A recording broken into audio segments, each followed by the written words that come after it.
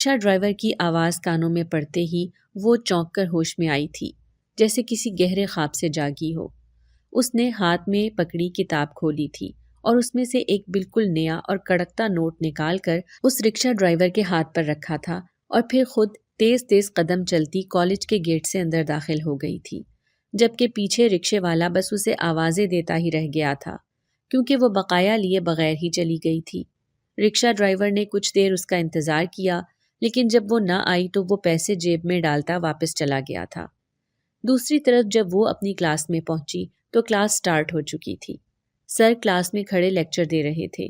اس نے سر سے اندر آنے کی اجازت لی، جس پر سر نے اسے دیکھتے ہی فوراً مسکرا کر اسے اندر آنے کی اجازت دے دی تھی، لیکن اب اس کا اندر جانے کا کوئی ارادہ نہیں تھا۔ وہ جہاں تھی وہیں سے پلٹ گئی اور گراؤنڈ میں آ کر لیپ ٹاپ کھول کر بیٹھ گئی تھی اور اس پر کچھ اسکرولنگ کرنے لگی تھی۔ تھوڑی اس لیپ ٹاپ میں مگن ہو گئی تھی۔ اسے اپنے ارد گرد کا کوئی ہوش نہیں رہا تھا۔ ابھی چند ہی منٹ گزرے تھے جب اس کے دل کی دھڑکنیں تیز ہو گئیں اور ماتھے پر پسینے کی ننھی بوندیں چمکنے لگی تھی اور آنکھیں خود بخود ہی بند ہونے لگی۔ اس سے پہلے کہ اس کی آنکھیں مکمل طور پر بند ہو جاتی، اس کی سہیلی نے آ کر اس کے کندھے پر ہاتھ رکھا تھا، جس سے وہ ایک دم سے اچھل کر اس سے دور ہوئی اور ایک دم سے لیپ ٹاپ کو شٹ ڈاؤن کرتے اس کی اسکرین نیچے کی تھی، اور پھر ٹشو سے ماتھے پر آیا پسینہ پونچھنے کے بعد اس نے اپنی سانسیں ہموار کرتے ہوئے اپنی دھڑکنوں کو اعتدال میں لانے کی کوشش کی تھی، جبکہ اس کے پاس کھڑی سہیلی اسے دیکھ کر بس افسوس سے سر ہلا کر رہ گئی تھی۔ وہ سر جھٹکتے ہوئے اس کے پاس بیٹھی اور پھر اسے مخاطب کرتے ہوئے بولی کہ تم یہ سب کیوں کر رہی ہو؟ تمہیں شرم نہیں آتی؟ تم اپنے ماں باپ کو دھوکہ دے رہی ہو۔ وہ لوگ کیا سوچ کر تمہیں یہاں بھیج رہے تھے کہ تم پڑھ لکھ کر ان کے خوابوں آتی؟ تم اپنے ماں باپ کو دھوکہ دے رہی ہو۔ وہ لوگ کیا سوچ کر تمہیں یہاں بھیج رہے تھے کہ تم پڑھ لکھ کر ان کے خوابوں کو پورا کرو گی، ان کی امیدوں پر پورا اترو گی، مگر تم تو یہاں ان کی ساری امیدوں پر پانی پھیر رہی ہو۔ دیکھو، جو کچھ تم کر رہی ہو سب بکواس ہے۔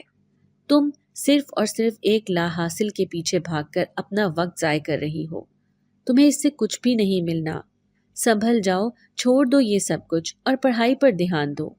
اس کی دوست نے انتہائی رسان سے اسے سمجھانے کی کوشش کی تھی، مگر وہ کچھ سمجھنے کی پوزیشن میں ہوتی تو کچھ سمجھتی نا۔ اس وقت تو اسے اپنے آگے صرف اپنا کیریئر نظر آ رہا ہوگا، جو اس کے نزدیک اس کی پڑھائی سے زیادہ ضروری تھا، مگر وہ نہیں جانتی تھی کہ جس کیریئر کے پیچھے وہ اپنے ماں باپ کی آنکھوں میں دھول جھونک رہی تھی، اپنی پڑھائی کو پس پش ڈال رہی تھی، اس کیریئر سے اسے کچھ بھی حاصل نہیں ہونا تھا، بلکہ جو کچھ اس کہے گی۔ خیر، اس کی دوست نے کچھ دیر اور اس کے ساتھ مغز ماری کر کے اس کو سمجھایا تھا کہ شاید اس کی عقل پر پڑے پردے کھل جائیں، اس کے سر سے اس چیز کا بھوت اتر جائے، اس کو اپنا نفع نقصان نظر آ جائے، مگر شاید ابھی وقت نہیں آیا تھا کہ اس کی آنکھیں کھل پاتی۔ کچھ ہی دیر میں اس کے موبائل پر کال آئی تھی، جس سے اس نے اگلے ہی لمحے پہلی ہی بیل پر ریسیو کر لیا تھا اور فون کان کے ساتھ لگایا۔ اگلی جانب سے نہ جانے کیا کہا گیا تھا کہ وہ ایک دم سے اپنی جگہ سے اٹھ کھڑی ہوئی تھی اور یوں ہی فون کان سے لگائے جلدی جلدی اپنی ساری چیزیں سمیٹی اور لیپ ٹاپ بھی اٹھا کر بیگ میں ڈالا تھا۔ پھر وہ اپنی دوست سے بولی کہ میں جا رہی ہوں، تم دعا کرنا کہ کچھ کام بن جائے اور میں کامیاب ہو کر لوٹوں۔ اس کے چہرے پر ایک الگ سی چمک آ چکی تھی، جسے اس کی دوست نے اچنبھے سے دیکھا تھا۔ وہ وہاں سے کالج کے بیک ایریا کی طرف نکلتی چلی گئی تھی، جبکہ اس کی دوست چاہتے ہوئے بھی اس کو روک نہ پائی تھی اور اس دوست سے جاتا دیکھتی رہی تھی۔ وہ اس کے لیے دعا ہی کر سکتی تھی، لیکن یہ دعا اس کی کامیابی کے لیے ہرگز نہیں تھی، بلکہ یہ دعا اس لیے تھی کہ اسے اندازہ ہو پاتا کہ وہ کیا کر رہی ہے، اس کی سمجھ میں کسی طرح یہ بات آ جائے۔ وہ بس یہی دعا کر رہی تھی۔ خیر، کچھ دیر کے بعد پیریڈ کی بیل ہوئی تو وہ بھی اپنی کلاس میں چلی گئی تھی۔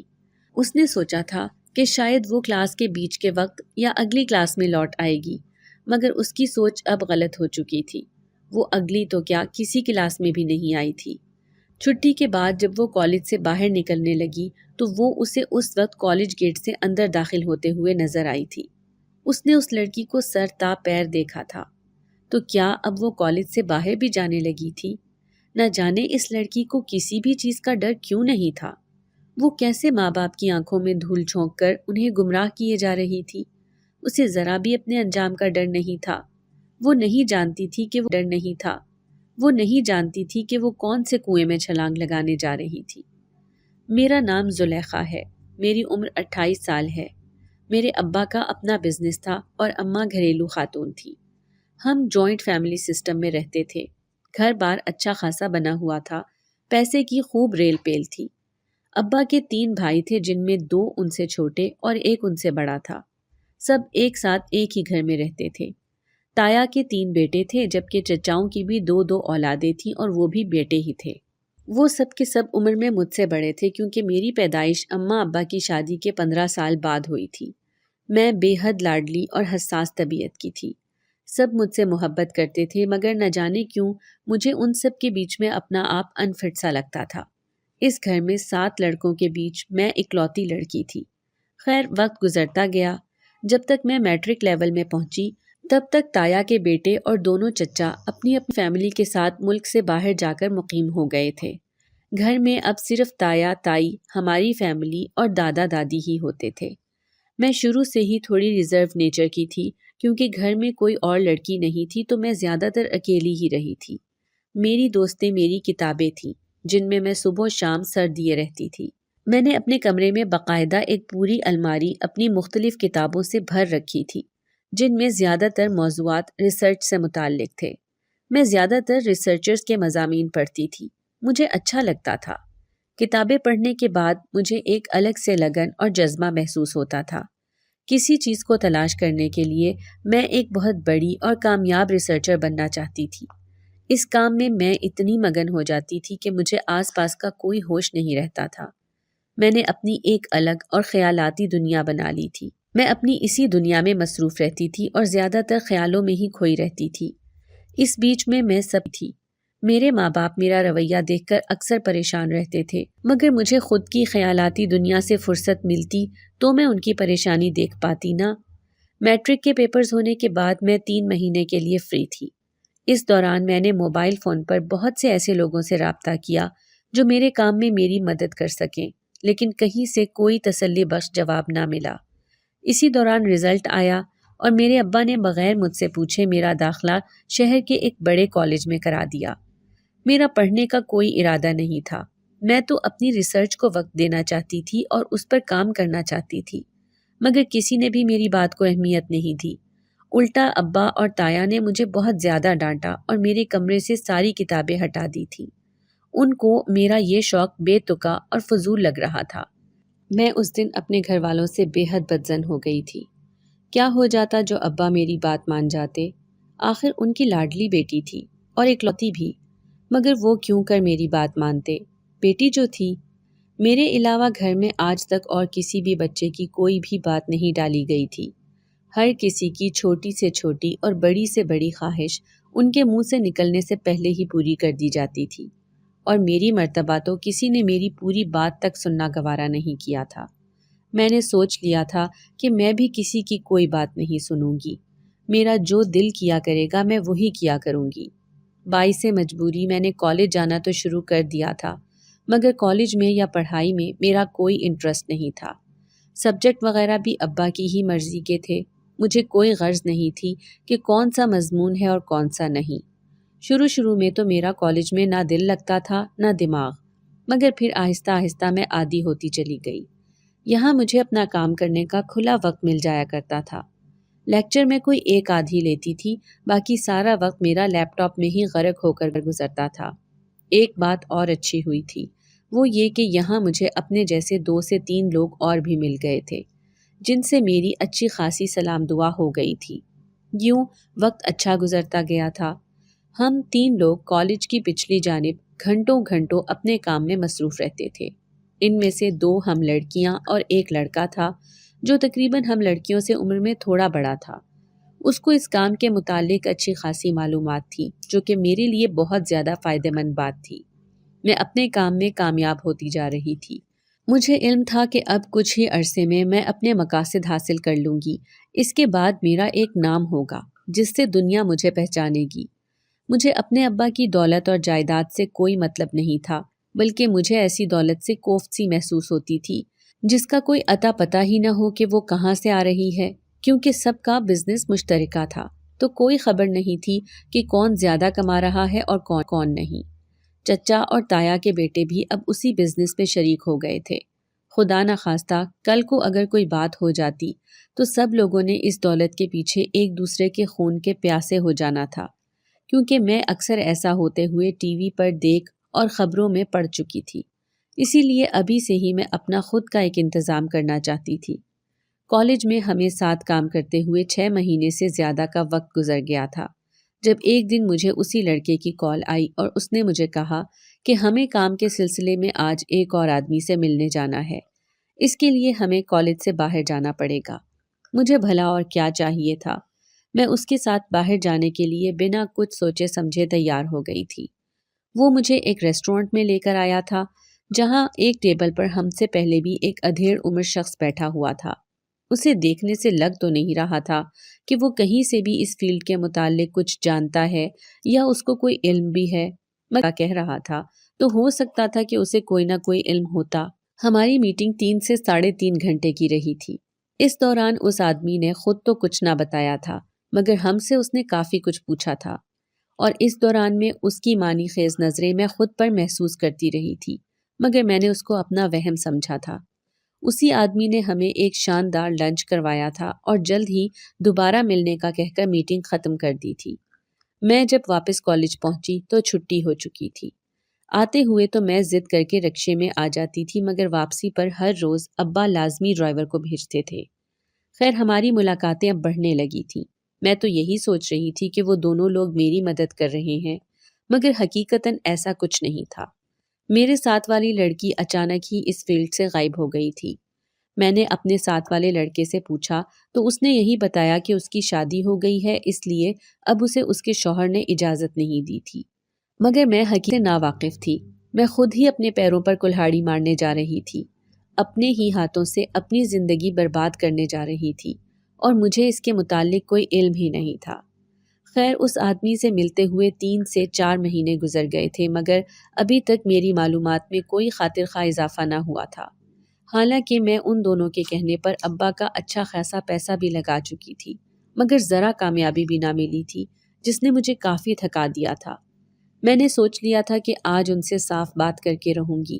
اگر وہ دونوں میری مدد نہیں کر پا رہے تو اب میں مزید اپنا وقت ان کے ساتھ ضائع نہیں کروں گی۔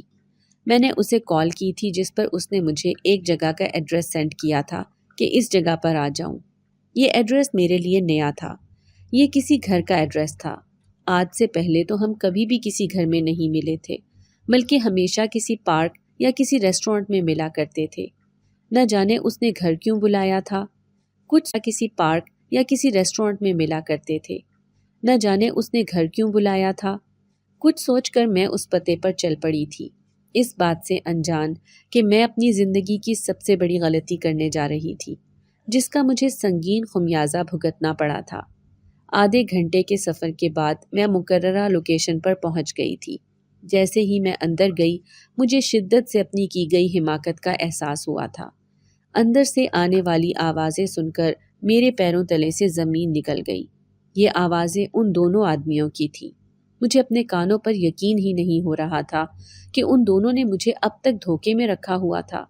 میں تو ان کو اپنا حمایتی، اپنا پارٹنر مانتی آ رہی تھی، اور یہ لوگ تھے کہ… میں الٹے پیر وہاں سے بھاگنے لگی تھی، مگر اس سے پہلے ہی کسی نے میرے منہ پر رومال رکھا تھا۔ میں نے خود کو بچانے کے لیے بہت ہاتھ پیر مارے، مگر افسوس کہ میں اپنا دفاع نہیں کر پائی تھی۔ رومال کے بعد ہوش و خرد سے بیگانہ ہو کر اس آدمی کی باہوں میں جھول گئی تھی۔ جب مجھے ہوش آیا تو میں نے خود کو ایک انجان جگہ پایا تھا۔ یہاں صرف میں ہی نہیں بلکہ میرے ساتھ کمرے میں اور بھی 6 سے 7 لڑکیاں تھیں، جن کی حالت مجھ سے مختلف نہیں تھی، مگر میں تھی کہاں کچھ پتہ نہیں تھا۔ کچھ دیر بعد دروازہ کھلنے پر چند آدمی اندر آئے تھے، اور پھر باقاعدہ ہم سب لڑکیوں کی بولی لگا کر ہمیں ایک ایک آدمی کو بیچ دیا گیا تھا۔ مجھے ایک لمحے میں ساری گیم سمجھ آ گئی تھی۔ میں یقیناً دبئی پہنچ چکی تھی۔ یہی تو وہ دونوں آدمی چاہتے تھے۔ جب میں نے ان دونوں کی آوازیں سنی تو وہ دونوں آپس میں یہی کہہ رہے تھے کہ ان دونوں نے اس مرتبہ جو آرڈر دبئی بھیجنا ہے اس میں سے ایک لڑکی مر گئی ہے، اب وہ مجھے اس لڑکی کی جگہ دبئی پہنچا دیں گے۔ وہ دونوں کوئی ریسرچر نہیں تھے، اور نہ ہی انہیں ریسرچرز کی الف بے کا پتہ تھا۔ وہ دونوں تو صرف مجھے لوٹ رہے تھے۔ مجھ سے رقم لے کر وہ ریسرچ پر نہیں بلکہ اپنے کالے دھندوں میں لگاتے تھے۔ وہ بے ضمیر اور گھٹیا لوگ تھے جو اپنے ہی ملک کی عزتیں دوسرے ملکوں میں فروخت کر رہے تھے۔ میں نے دونوں ہاتھ اپنے منہ پر رکھ لیے تھے۔ یہ مجھ سے کیا ہو گیا تھا؟ میں اتنی بڑی لاپرواہی کیسے کر سکتی تھی؟ میں کیوں اتنی بے وقوف تھی کہ ان کی چالاکیوں کو ذرا برابر بھی نہ سمجھ سکی تھی؟ مجھے رہ رہ کر اپنی کم عقلی پر افسوس ہو رہا تھا۔ ایک ایک کر کے مجھے اپنی ساری بے وقوفیاں یاد آتی جا رہی تھیں، مگر اب کچھ نہیں ہو سکتا تھا۔ کاش کہ میں اپنے اماں ابا کو دھوکہ نہ دیتی تو آج میرے ساتھ یہ سب کچھ نہ ہو رہا ہوتا۔ میں نے اپنے ہاتھوں ہی خود کے لیے گڑھا کھودا تھا۔ اس میں کسی کا تو کوئی قصور بھی نہیں تھا۔ اپنی بربادی کی ذمہ دار میں خود تھی۔ ابھی کچھ ہی دیر میں میرا خریدار مجھے لے کر جانے والا تھا۔ خریدی ہوئی چیزوں کے ساتھ کیا کیا جاتا ہے مجھے اچھی طرح سے علم تھا۔ یہ کیا ہو گیا تھا میرے ساتھ؟ میں تو ریسرچر بننا چاہتی تھی، لیکن مجھے کہاں علم تھا کہ میں خود ایک بن کر رہ گئی تھی۔ میرے ماں باپ نہ جانے مجھے کہاں کہاں تلاش کر رہے ہوں گے۔ مجھے کیسے بھی کر کے اپنی جان بچانی تھی۔ میں یوں کسی کو اپنی زندگی اور اپنی عزت کے ساتھ نہیں کھیلنے دے سکتی تھی۔ میں ان لوگوں کے جانے کا انتظار کرتی رہی۔ جیسے ہی وہ لوگ کمرے سے باہر گئے تو میں نے اپنے ساتھ کمرے میں موجود لڑکیوں کو یہاں سے بھاگنے کا مشورہ دیا تھا۔ وہ سب میرے ساتھ راضی تو ہو گئی تھی، مگر اب مسئلہ یہ تھا کہ بھاگتے کیسے؟ اس کے لیے ایک منصوبے کی ضرورت تھی۔ ہم نے اپنی طرف سے منصوبہ تو بنا لیا تھا، مگر اب اس پر عمل درآمد کرنے کے لیے صحیح وقت کی ضرورت تھی۔ ہمارے ذہن میں یہی تھا کہ جب کوئی کھانا پانی دینے آتا تو اسے کسی نہ کسی طرح قابو کر کے ہم لوگ نکل جائیں گی۔ پھر یوں ہی ہوا تھا۔ چند گھنٹوں کے بعد کمرے کا دروازہ کھلا تھا۔ ہم فل تیار تھیں۔ ہمیں لگا تھا کہ کوئی مرد ہوگا، مگر جب ایک عورت کو کھانا لاتے دیکھا تو ہمارے رکے ہوئے سانس بحال ہوئے تھے۔ میں نے جلدی سے اس عورت کیا اور کھلے دروازے سے بھاگتے ہوئے مین گیٹ عبور کر گئی۔ میرے ساتھ صرف ایک ہی لڑکی اس کوشش میں کامیاب ہوئی تھی جو بالکل ہی دروازے کے پاس کھڑی تھی۔ باقی سب نہیں نکل سکی تھی۔ ہم دونوں بھاگتے بھاگتے نہ جانے کہاں آ گئی تھی۔ نہ جگہ کا علم تھا نہ راستوں کی خبر، مگر اتنا ضرور جانتی تھی کہ ان لوگوں کی پہنچ سے ہم بہت دور آ گئی ہیں۔ مگر اب آگے کا بھی مسئلہ تھا کہ آگے کہاں جاتے۔ یہاں تو کوئی جان پہچان ہی نہیں تھی۔ میں پریشانی سے چاروں طرف دیکھ رہی تھی اور یہی حال میرے ساتھ کھڑی لڑکی الینا کا بھی تھا۔ وہ بھی کالج اسٹوڈنٹ تھی، مگر اس کا تعلق بہت غریب خاندان سے تھا۔ وہ محبت کے جھانسے میں آ گئی اور اس کے محبوب نے اسے پیسوں کے لالچ میں آ کر استعمال کرنے کے بعد آگے بیچ دیا تھا۔ ہمیں وہاں رکے کچھ ہی دیر ہوئی تھی، مگر ہم زیادہ دیر یہاں بھی تو نہیں رک سکتی تھی۔ ہو سکتا تھا کہ وہ لوگ ڈھونڈتے ڈھونڈتے یہاں ہی آ جائیں۔ اسی سوچ نے ہمیں بے حد ڈرایا ہوا تھا۔ میں نے الینا سے کہا کہ ہمیں فی الوقت یہاں کسی قریب کے گھر میں پناہ لے لینی چاہیے۔ یوں آدھی رات کو سڑک پر یا اس کے کنارے رکنا کسی طور ٹھیک نہیں تھا۔ اس نے بھی میری بات کی تائید کی تھی۔ یوں ہم دونوں ایک دوسرے کا ہاتھ تھامے ایک گھر کے سامنے جا رکی تھی۔ ڈرتے ڈرتے میں نے دروازے پر لگی گھنٹی بجائی تھی اور انتظار میں ایک طرف کھڑی ہو گئی تھی۔ کچھ ہی دیر کے بعد دروازہ کھلا اور ایک شخص باہر آیا تھا۔ شکل و صورت سے وہ کوئی عربی لگ رہا تھا۔ الینا اسے دیکھتے ہی اس کے پیروں میں بیٹھ گئی تھی اور اسے کہنے لگی کہ ہم بہت مجبور ہیں، پلیز ہمیں اپنے گھر پر نوکری دے دو اور رہنے کے لیے چھت دے دو۔ وہ آدمی ماننے کے موڈ میں تو نہیں تھا، مگر نہ جانے کیسے مان گیا اور ہم دونوں کو لے کر اندر آ گیا۔ یہ ایک عربی جوڑا تھا، شادی کو کچھ ہی عرصہ ہوا تھا۔ اس نے مالکن سے ہمارا تعارف کروایا اور کہا کہ آج سے تم میں سے ایک کھانا وغیرہ اور کچن دیکھے گی اور دوسری صفائیاں کرے گی۔ الینا نے جھٹ سے صفائیوں کے لیے ہاں کر دی تھی تو مجبوراً مجھے کچن دیکھنا پڑا، حالانکہ مجھے کچن کا صرف نام ہی آتا تھا۔ مگر مالکن بہت اچھی تھی، اس نے تھوڑے ہی عرصے میں مجھے سب کچھ سکھا دیا تھا۔ ہمیں یہاں رہتے ہوئے تقریباً 10 مہینے سے زائد کا وقت ہو چلا تھا۔ 2 مہینے پہلے الینا ایک دن کہیں اچانک غائب ہو گئی تھی۔ مالک نے اسے بہت ڈھونڈا تھا، مگر وہ کہیں نہیں ملی۔ وہ مالک کے گھر سے اچھی خاصی رقم چرا کر بھاگی تھی، جس کی وجہ سے اب مالک مجھے بھی کام پر اور گھر میں رکھنے کے لیے تیار نہیں تھا۔ میں نے مالکن کی بہت منتیں کی، تب جا کر وہ ایک شرط پر راضی ہوئے کہ مجھے ان کے ہی ڈرائیور سے شادی کرنی پڑے گی۔ شرط سن کر میں حیران رہ گئی تھی۔ میں تو واپس اپنے گھر جانا چاہتی تھی، اپنے گھر والوں کے پاس۔ یہاں رہتے کئی بار میں نے سب کے نمبرز پر کال کی تھی، مگر سب ہی مجھ سے انجان بنتے کال کاٹ دیا کر مردہ قرار دے کر اپنی زندگیوں سے نکال چکے تھے۔ میں نے مالکن کی بات کو ہی قسمت کا لکھا مان کر ڈرائیور سے شادی کے لیے حامی بھر لی تھی۔ شکل و صورت میں وہ اچھا تھا، بس میری طرح حالات کا مارا ہوا تھا اور مجبوری میں یہ نوکری کر رہا تھا۔ یوں میری اور اس کی شادی ہو گئی۔ شادی کے پہلے سال ہی اللہ نے میری گود ہری کر دی تھی۔ ادھر مالکن کے گھر بھی بیٹے کی پیدائش ہوئی تھی۔ میں اپنے بیٹے کی پیدائش پر ابھی ٹھیک طرح سے خوش بھی نہیں ہو پائی تھی جب پیدائش کے 2 گھنٹے بعد ہی مجھے میرے بچے کے موت کی خبر سنا دی گئی۔ یہ خبر میرے لیے کسی قیامت سے کم نہیں تھی۔ مجھے ایک گہرا صدمہ لگا تھا۔ میں بس اپنے کمرے کی ہو کر رہ گئی تھی۔ مالکن روز میری دلجوئی کرنے آتی تھی، مگر مجھے صبر وقت کے ساتھ ہی آنا تھا۔ خیر، مہینے بعد میں نے پھر سے مالکن کے گھر کی ذمہ داری سنبھال لی تھی۔ یوں ایک ہفتہ مزید گزرا اور ایک اور اندوہناک خبر سننے کو ملی۔ مالکن سیڑھیوں سے گرنے کی وجہ سے مالکن سیڑھیوں سے گرنے کی وجہ سے اللہ کو پیاری ہو گئی تھی۔ ڈاکٹر نے پوری کوشش کی تھی مگر وہ اس کو نہ بچا پائے تھے۔ وہ اپنا 1.5 مہینے کا بچہ چھوڑ کر جا چکی تھی۔ اگلے دن میں اپنے کمرے میں بیٹھی ہوئی تھی جب مجھے کسی بچے کے رونے کی آواز سنائی دی۔ میں نے دیکھا تو مالک اپنا بچہ لیے میرے پاس آ رہے تھے۔ وہ بہت زیادہ رو رہا تھا۔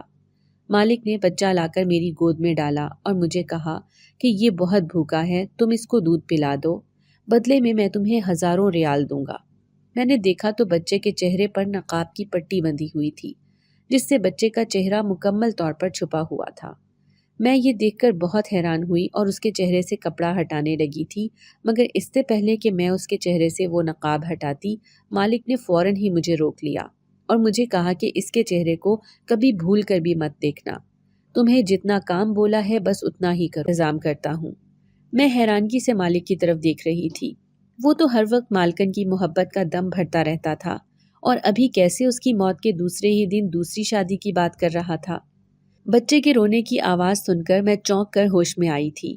میں مالک کے باہر جانے کا انتظار کر رہی تھی، مگر شاید اسے شک تھا کہ کہیں میں بچے کا چہرہ نہ دیکھ لوں، اس لیے مجھے مجبوراً اس کے سامنے ہی بچے کو فیڈ کروانا پڑا تھا، مگر میں نے بڑی چادر لے کر خود کو اچھی طرح چھپا دیا تھا۔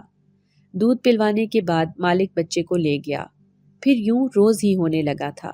کچھ ہی دن گزرے تھے جب ایک رات میں نے خواب میں مالکن کو دیکھا، جو مجھ سے کہہ رہی تھی کہ ایک مرتبہ بچے کی شکل دیکھ لو۔ شروع میں تو میں نے اس خواب کو زیادہ سیریس نہ لیا تھا، بس مالک آتا، میں بچے کو دودھ پلاتی تو پھر وہ بچے کو لے کر چلا جاتا، لیکن اب مجھے وہ خواب تواتر سے آنے لگا تھا۔ یوں میرے ذہن میں تجسس بیٹھ گیا کہ ایسا بھی کیا ہے اس بچے کے چہرے میں جو مالک اتنی سختی سے منع کرتا ہے کہ میں اس کا چہرہ نہ دیکھوں۔ ایسا کیا ہو سکتا تھا؟ میرے ذہن میں مسلسل مالکن کی کہی ہوئی بات گونجتی رہتی تھی۔ یوں ایک دن تجسس کے ہاتھوں مجبور ہو کر میں نے فیصلہ کر لیا کہ اس کا چہرہ ضرور دیکھوں گی۔ گرمیوں کے دن تھے جب میں نے دیکھا کہ مالک بچے کو لے کر آ رہا ہے، تو میں نے اٹھ کر پنکھے کی رفتار بڑھا دی تھی اور خود جا کر وہاں بیٹھ گئی جہاں زیادہ ہوا لگ رہی تھی۔ مالک نے بچہ لا کر میری جھولی میں ڈالا اور خود باہر چلا گیا۔ اب اس کو مجھ پر اعتبار ہونے لگا تھا، مگر وہ نہیں جانتا تھا کہ میں تو آج ہی اس کا یہ اعتبار توڑنے والی تھی۔ میں نے پنکھا بھی اسی لیے لگایا تھا، مگر اب جب وہ مالک باہر چلا گیا تھا تو پنکھے کی ضرورت بھی نہیں تھی۔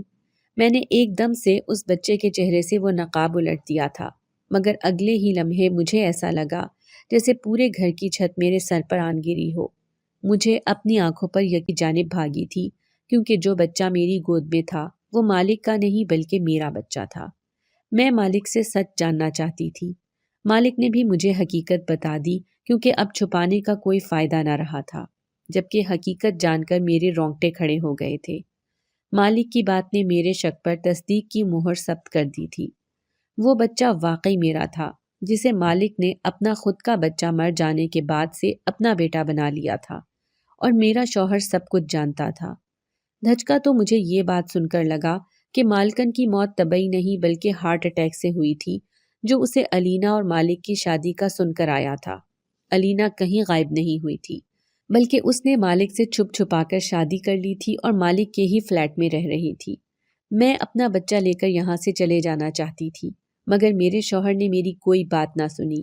اس نے کہا کہ اگر میں نے یہاں سے ایک قدم بھی باہر نکالا تو وہ مجھے طلاق دے دے گا، قدم بھی باہر نکالا تو وہ مجھے طلاق دے دے گا۔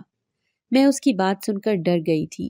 میں پہلے ہی بہت بدنام ہو چکی تھی، اب مزید طلاق کا دھبا اپنے سر نہیں لگانا چاہتی تھی، اسی لیے مجبور ہو گئی۔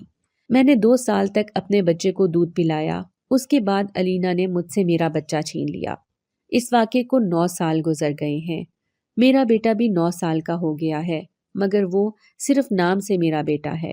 اس کی تربیت علینا جیسی خود غرض لڑکی نے کی ہے، جس نے اپنے ہی محسن کی پیٹھ میں چھرا گھونپا تھا۔ میرا بیٹا مجھے ایک عام سی ملازمہ سمجھتا ہے، اس کے نزدیک میری ذرا سی بھی اہمیت نہیں ہے۔ کبھی کبھی میں پچھلی زندگی کے بارے میں سوچتی ہوں تو رو پڑتی ہوں۔ میرے خواب بہت اونچے تھے، مگر میں ان کو ایک تعبیر بھی نہ دے پائی تھی۔ نہ میں اچھی بیٹی بن پائی، نہ قابل شاگرد، نہ اچھی بیوی اور نہ ہی ماں۔